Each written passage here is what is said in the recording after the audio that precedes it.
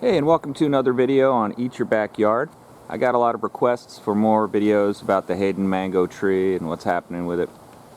As you can see, it is in full bloom.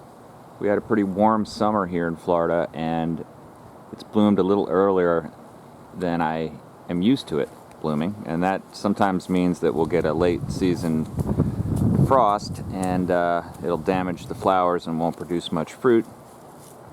So I'm hoping that won't happen. But I want to look at some of the differences between the various kinds of mango flowers that I've got blooming in my yard. This one, like I said, is a Hayden mango, and you can see it's very elongated. Now, with a little bit of frost, these flowers will become burned and look much different, but you can see these have not experienced that, and they are very healthy looking.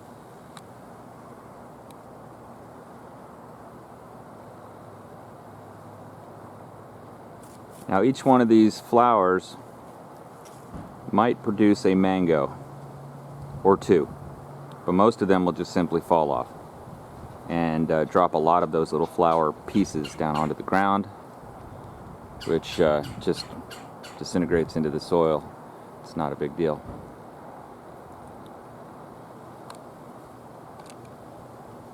Now let's look at the Tommy Atkins mango flower, see how it's different. And here's a shot of the Tommy Atkins, which is a much smaller tree, so it happens to be younger than my Hayden. You can see it's also in full bloom with very healthy flowers. You might notice that some of the flowers are much more dense.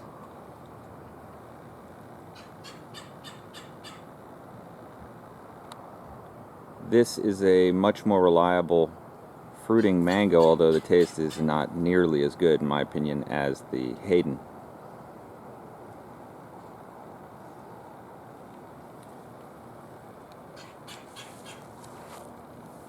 And down you can see it has a lot of flowers on it, just like the Hayden, except for the difference will be the Tommy Atkins will generally sprout perfect, beautiful mangoes all over it, not a blemish or pest problem on them with no intervention.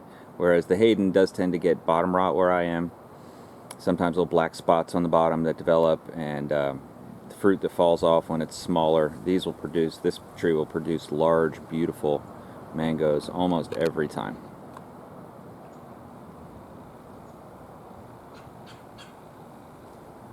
Okay, now let's look at a new, smaller mango tree that I planted a couple of years ago. It's just kind of getting above the salty irrigation that I've got in my yard, and when that salty irrigation is spraying on the leaves of a small mango tree, it does slow it down. It can't even kill it. I just hope that it makes it past that, and it looks like the Edward mango tree, which I'm about to show you, has achieved that. This is the first year that it's fruiting, that it's giving flowers, so let's take a look at that.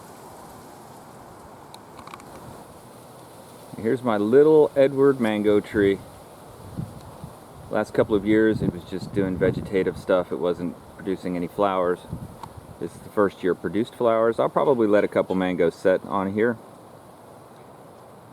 but I don't want to let too many set so it slows down the growth, because I really need it to get a little bit taller. You can see the flowers on this seem to be a little bit more narrow, slender, and it bloomed these flowers later, a couple weeks later, than both the Tommy Atkins and the Hayden. The Edward is a Philippine type of mango tree, which is the first one I've tried like that. They tell me that the mangoes are more of just a straight yellowish green color, whereas the Indian varieties like the Hayden and the Tommy Atkins, I think they're both hybrids of Philippine and Indian, have a red, yellowish green color to them.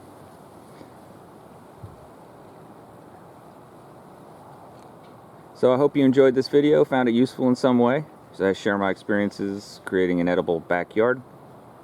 If you like this video and you'd like to see more, go ahead and subscribe to our channel, Eat Your Backyard. Also, don't forget to like it if you liked it, and thanks for watching.